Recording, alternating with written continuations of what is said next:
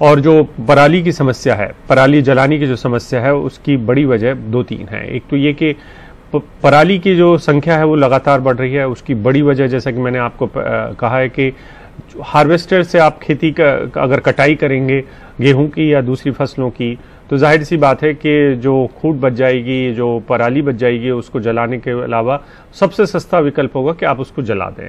और ये जो जलाने का विकल्प है, ये पंजाब हरियाणा में सबसे ज़्यादा इस्तेमाल हो रहा है। जो वैज्ञानिक हैं, जो लगातार इस पर नज़र रखते हैं कि कितनी पराली जलाई जा रही है, वो आंकड़े भी लगातार बता रहे हैं कि पराली ज़्यादा जलाई जा रही है। तो उसका सीधा रिश्ता जो है वो हार्वेस्टर वाली समस्या से है कि मशीनें ज़्यादा इस्तेमाल हो रही हैं। पहले कम मशीनें इस्तेमाल होती थी कटाई के लिए।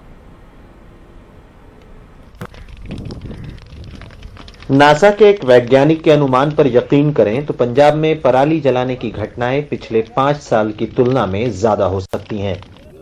मोगा जिले के किसान गुरमैल सिंह भी पराली जलाने वाले किसानों में से एक हैं, जो बताते हैं कि ऐसा क्यों है।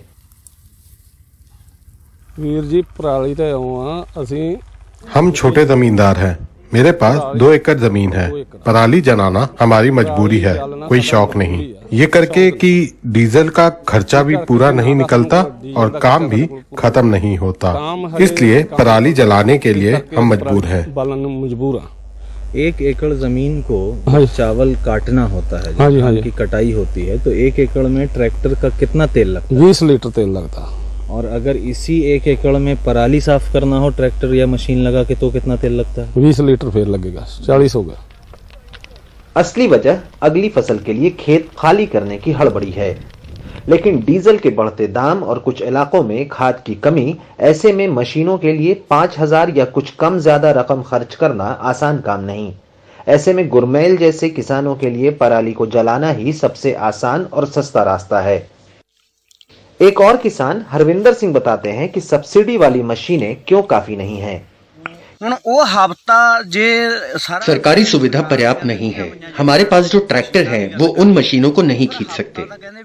केंद्र और राज्य सरकार का कहना है कि इस साल मशीनों की संख्या तक बढ़ाई गई है। हालांकि सरकार का दावा यह भी है कि पिछले साल की तुलना में इस साल पराली जलाने वाले इलाके में कमी आई है। लेकिन जो लोग सत्ता में हैं, भले ही वो किसी भी दल से जुड़े हों, एक दूसरे पर आरोप ही लगा रहे हैं।